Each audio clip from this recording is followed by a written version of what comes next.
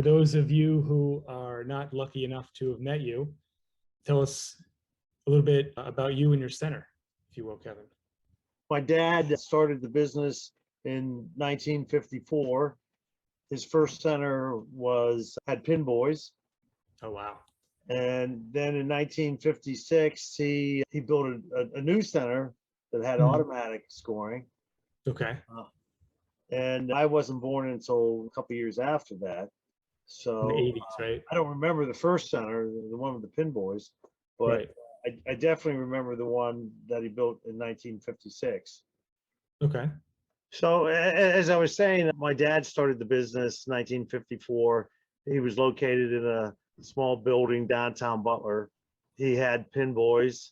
And then in 1956, he closed that when he had a new center built that had automatic scoring. I mean, not automatic scoring, but automatic pin setters. Okay. And that center existed until I believe it was around 1983. And in 83, that's when we actually had a little fire. And we ended up, I was not in Butler at that time. I was living out in Texas. But my brother had partnered up with my dad, and they ended up buying a competing center. And they actually moved 12 of the 16 lanes that they had at the center that they built in 1956, and they combined it with the other gentleman's center, and they made it into a 28-lane center. Oh, wow. At the northern part of our little town. Okay. Right. I came back in 1984, a year after that, and I partnered up with my brother, and we've been partners ever since.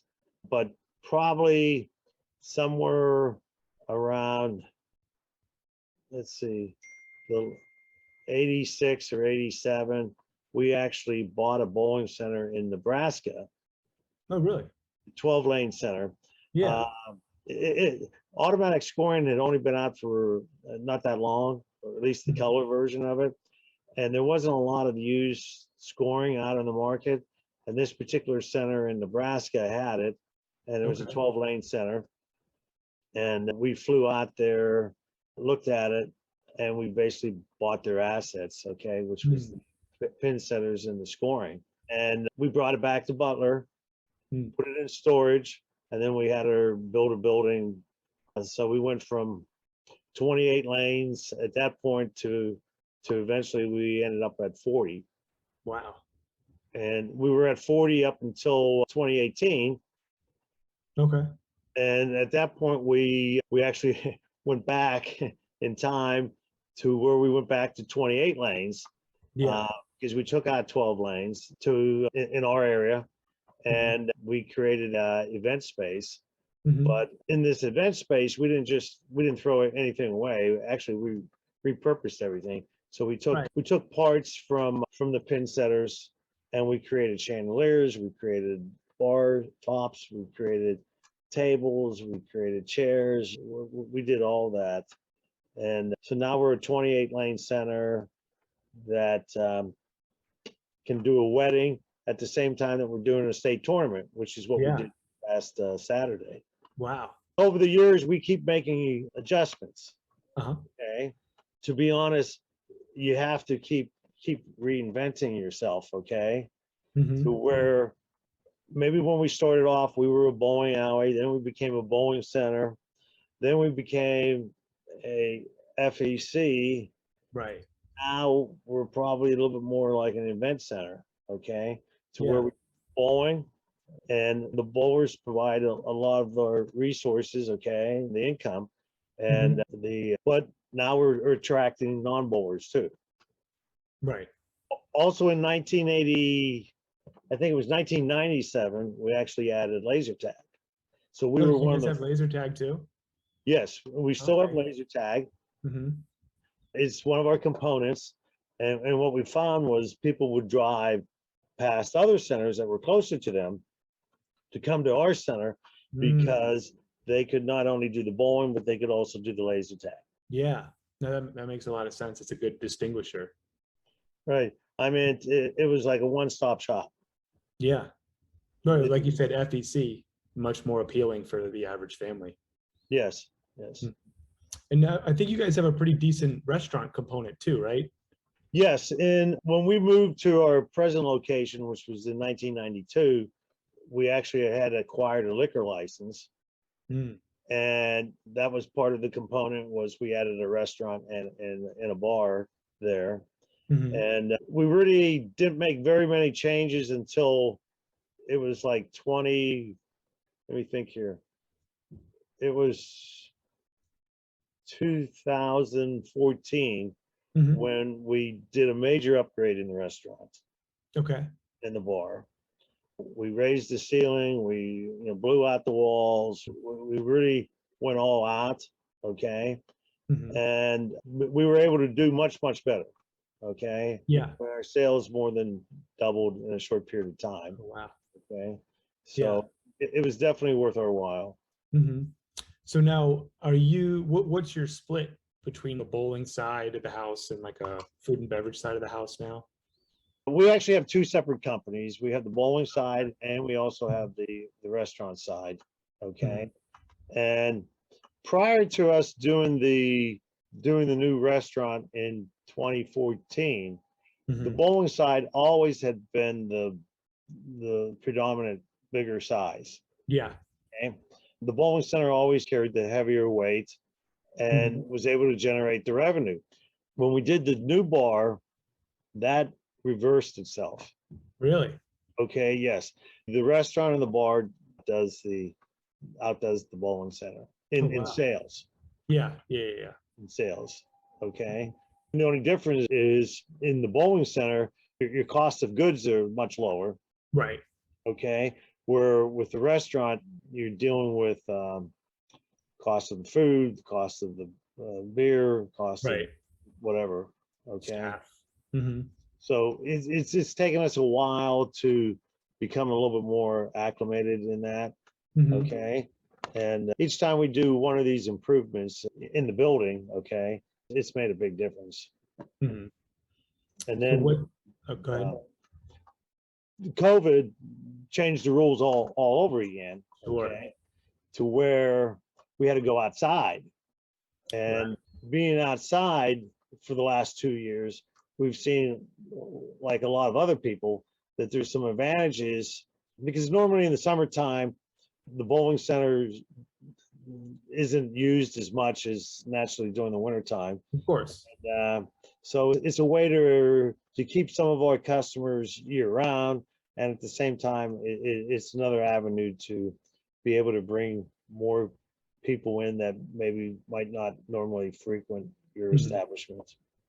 Did you like add a patio or was there something there before? What did you do for that?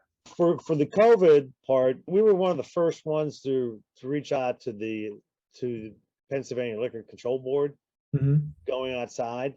So they allowed us to license our parking lot.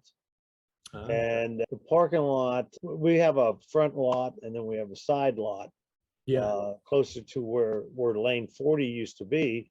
And we fenced off that area for the summer months. Right. And we built cabanas, little, I think it was like 7 cabanas we built. Oh, And the wow. idea back then was if we could get people to come in, we'd be able to have them socially distanced from people that maybe they're not familiar with, Right. Right. feel more comfortable because who was expecting COVID? Okay. Nobody was prepared for any of this. And we had to Right. sort of fly by the seat of our pants as Right. come up with new ways of attracting customers Right. because it, as an industry, we took a huge hit. Right. The governor shut us down twice, Mhm. once at the beginning of the pandemic, Yeah. and then again in December of 2020, we were shut Mhm. down for a period of time until sometime in January of Right. 2021. Yeah. And then even in between, you're still restricted certain capacities. Exactly. We had a lot of restrictions. At one point, we were at 25% capacity, and then they Yeah. changed it to 50% capacity. We try to follow the rules. Okay. Some of our customers weren't happy about it, Right. but we were Yeah. trying to protect our customers. I was trying to protect our staff.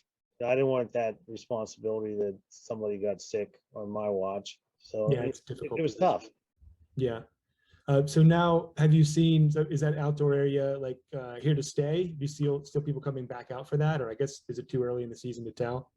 We were fearful of was once the pandemic is officially declared over, Hmm. that some of these special, let's say, exceptions or Yeah. leniency on the rules would disappear, and then all of our investment would go up in smoke, sort of. Right. Okay? So we started working with our local municipality, Hmm. and it's taken over a year of attending meetings and so forth to Hmm. where we were able to secure variances Hmm. that will allow us to have a seasonal parking lot. Oh, very cool. Okay. Yeah. Because in the summertime, we don't have anywhere near as many bowlers. Our league business is almost nil in the summertime, Yeah. but even on open bowling, when the weather's nice, people want to be outside, and I get that. Yeah. It was a way to we had to convince our local people that we don't need 200 parking spots Right. in June like Yeah. maybe we need in January. Of course. Yeah. So they had to sort of come up with a way to fashion something that was a seasonal Hmm. variance, okay? To where between, let's say, May and beginning of November, Hmm. we can operate with the parking spot number. Yeah. Oh, wow. That's a So massive asset then. So it's taken a whole bunch of steps. We're not 100% there, but we're over I think the hardest steps. Yeah. Right. And do you do anything else to promote it, like music or cornhole or anything, other outdoor activities? We have to be careful on the music. When you're, that's one of the things that the local authorities are sensitive about. Yeah, that Um, makes sense. in our particular situation, we really don't have any houses nearby. Okay. The only issue is we're up on a hill and sound will carry, Sure. okay? I mean, Hmm. we have a high school right next to us, so we're not bothering them. And then we have a lot of woods right next to us, so we're really not bothering anybody there. Yeah. Okay. We're going to be doing some bike nights, which we've done for a number of years. We'll Mm. continue that. We're looking at maybe even adding a Jeep slash bike night. And that would be something special for our area because Mhm. the Jeep was actually invented in Butler. Really? So every June we have the Jeep Festival in downtown Hmm. Butler, Yeah. and we have the largest number of Jeeps assembled anywhere in the world. It Wow. happens here in little old Butler. Okay, Who would have thought? yeah, it's very cool. That So is. we're going to expand, like I say, our normal bike night to include Jeeps on certain nights. Yeah. Okay, and then I'd like to have an Oktoberfest in the Hmm. fall. Yeah. Yeah. Okay. So that's another option that I'd like to Yeah. have. Yeah. I've seen those do really well. The Oktoberfest. And we have a lot of other features that are going to be out there. We're going to have like fire pits. We bought a really cool 1962 Scotty trailer, and we Okay. had a local company modify it. So now it's like a mobile bar. Oh yeah, yeah, yeah. I saw a picture that looked really cool. So that's pretty cool. Yeah. We got, like I said, we're gonna have some water features. We have a big tent that we Hmm. can be able to seat 150 people. So Hmm. that's Oh coming. wow. So we'll 150. do a lot of functions. Uh, Yeah. Anytime we've done things, my rule of thinking always has been it's going to take at least a couple years for it to take root. Right. Okay. Our space that we took out the 12 lanes, which we call the back alley, Mhm. that COVID sort of messed up the 2-year mark on that. Yeah. But right now we're getting a lot of inquiries for that room. So for events and so forth, yes. Mhm. Do you use the outdoor space for events as well? Or is it We just the one? will. Okay. We haven't had a really fancy outdoor space yet. Yeah. And the reason for that is we didn't know if we were going to be allowed to keep it. So there's always some reluctance there to spend a ton of money Of trying to do course. something, only to have somebody else say, hey, you can't do that anymore Right. because COVID is gone or reduced. Okay. So we're actually planning on adding a building that's going to house bathrooms and a dressing room. Oh, wow. Okay. Yeah. So we're Works. planning on being out there permanently. When I Mhm. say permanently, seasonally, but every year. Yeah. Okay. We're excited about that. Yeah.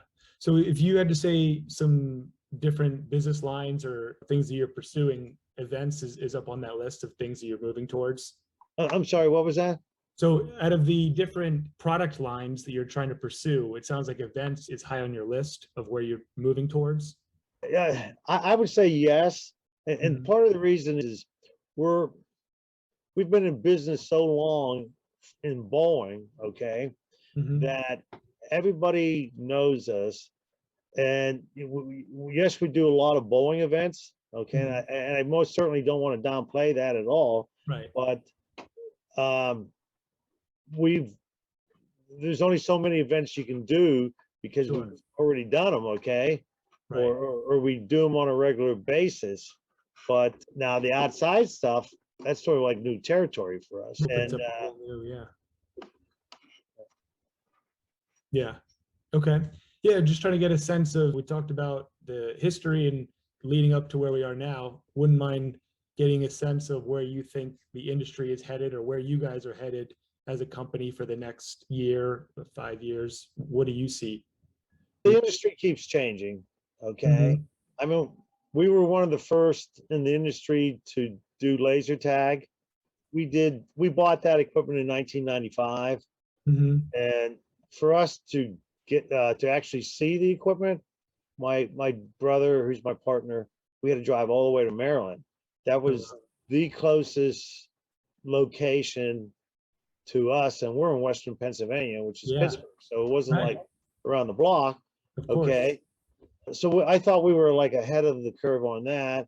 We are most certainly, then we did our big upgrade on the bar, okay, where we have garage doors and we have, and the smoking deck has moved outside. Mhm. You know, I think we were ahead of the curve for most of the industry there, okay, Yeah. because we had such a big building and we had 40 lanes, which maybe we don't need, we definitely didn't need that many lanes in 2022.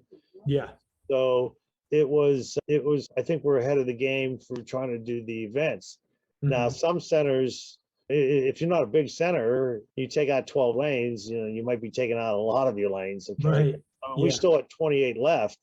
We actually still meet the criteria for the state of Pennsylvania for hosting their big state tournament Yeah. because you have to have at least 28 lanes there. Oh, wow. Yeah. Yeah. Yeah. So, Yeah, it seems like a lot of people are diversifying these days in golf simulators, axe throwing, laser tag, different areas to try to yeah. move to the FEC style. And everybody probably, every area is probably a little bit different, Right. okay, as to what's going to fly and what's not, Hmm. okay. I mean, we as owners and also managers, we have a history of going to see other places, seeing Right. what other people are doing, and then I think we've been pretty successful in bringing back some of those ideas, Yeah. trying to incorporate. Right. Like one of the things that we do is we call it pigskins and pins. The Hmm. industry might call it bowling. Okay. Okay. Very big in Detroit. Yeah. You take a football and you throw it at bowling pins.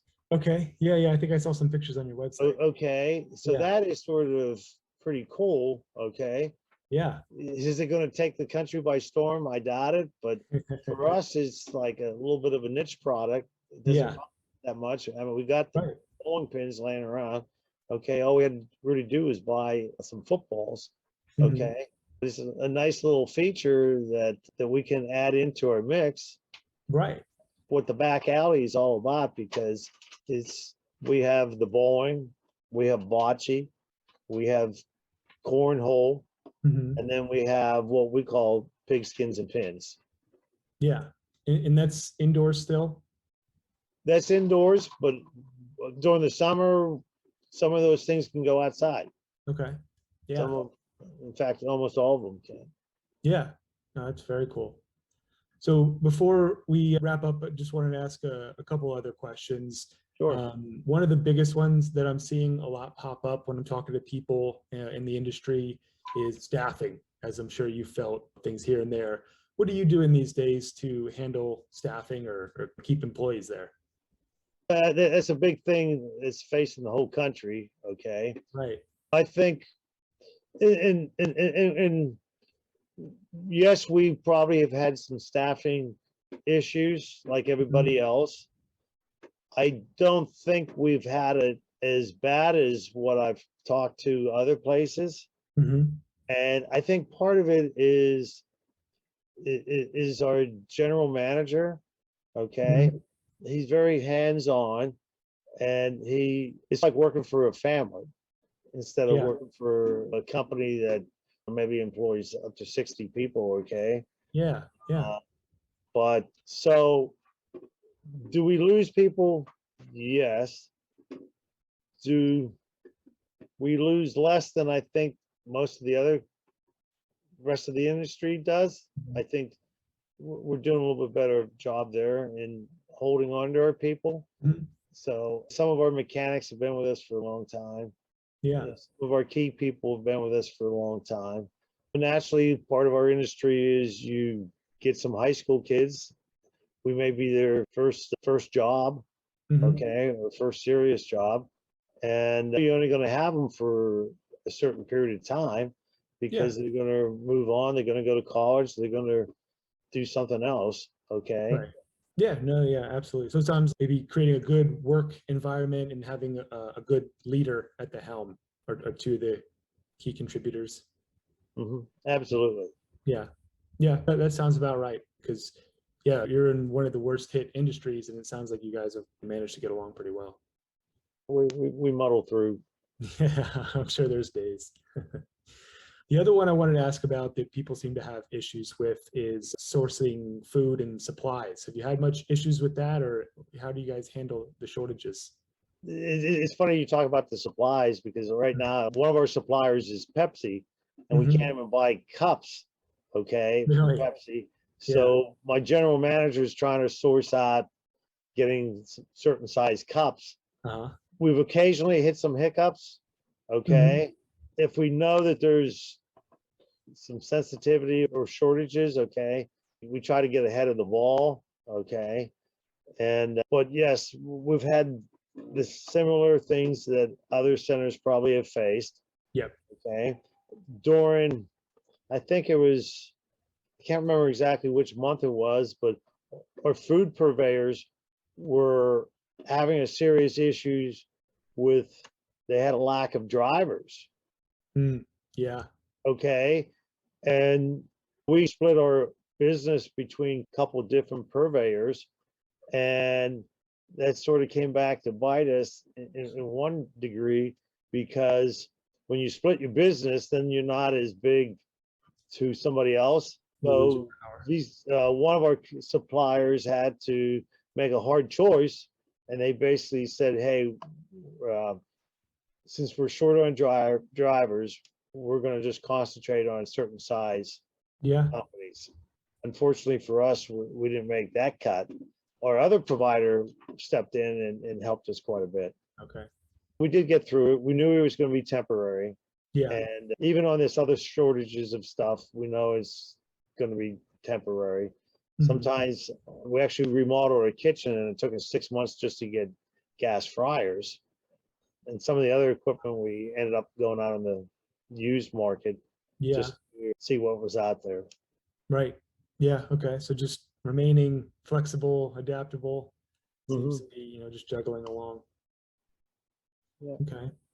So the last thing is, since it's what we do, I figured I'd ask you a little bit about how you guys promote yourselves, maybe some of the channels you use or ways that you get the word out there or promote Family Bowl. We have a couple people on our staff that are pretty social media savvy. Okay. Okay. We do a lot of that kind of stuff. Mhm. Okay.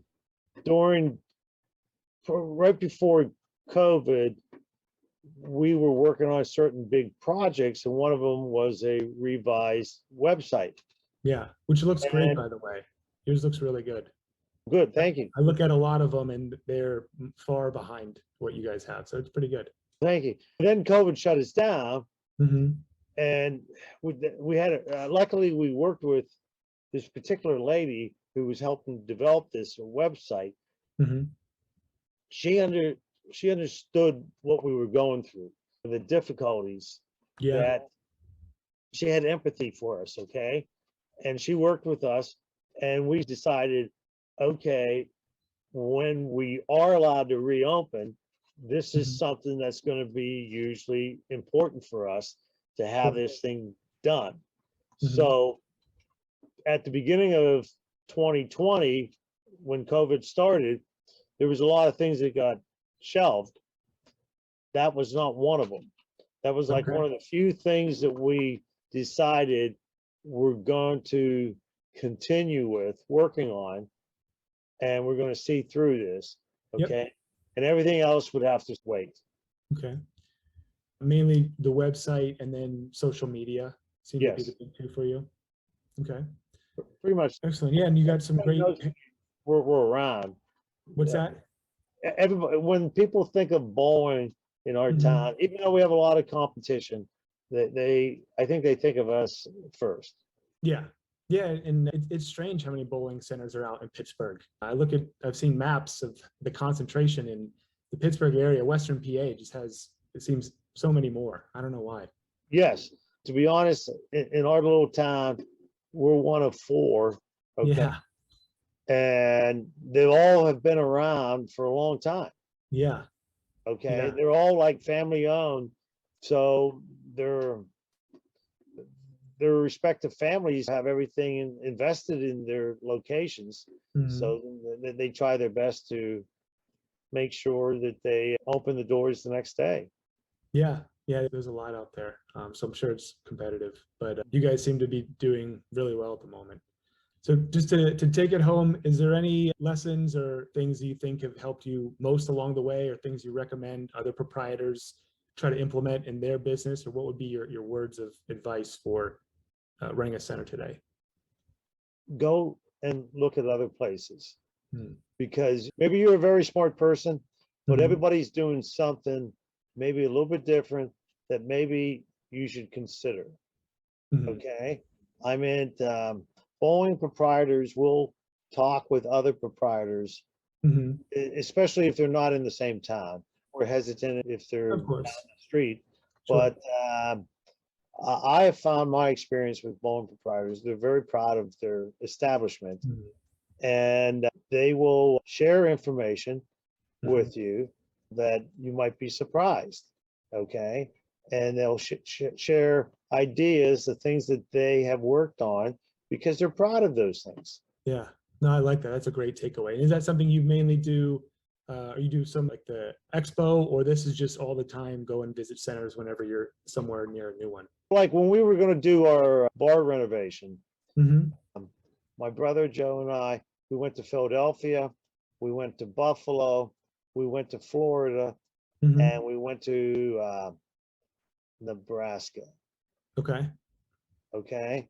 So we went to a lot, we try to find out places that we had heard are a little bit more innovative. Yeah. Okay. And we would go and we would see what they are doing. Uh, Mhm. Part of the back alley, we ended up in Columbus, and we went to Pins Mechanical, and we Okay. saw something that actually solved one of our problems in our design. Mm. And we came back much more fulfilled, knowing that there's an answer to the question that we had. Okay. Yeah, no, that's really cool. So you're saying sometimes it does pay to go to a bar and drink. But yes, yeah, up to a point. Every once in a while. That's great. Well, that's really all I have, Kevin. I really appreciate you taking some time. I'll put this together and share it with you when it's finished. But I do really appreciate you taking the time to share some of the things that have worked for you. No problem. I'm sorry the video on my end might be a little bit bouncy here because I'm trying to hold No this problem at camera. all. No, it looks great. You got some good lighting going on too. Okay. Thank you very much, Forrest. Thank you. Yeah, we'll be in touch. Like I said, I appreciate you taking the time. Okay. Okay. Bye-bye. Yep. Take care.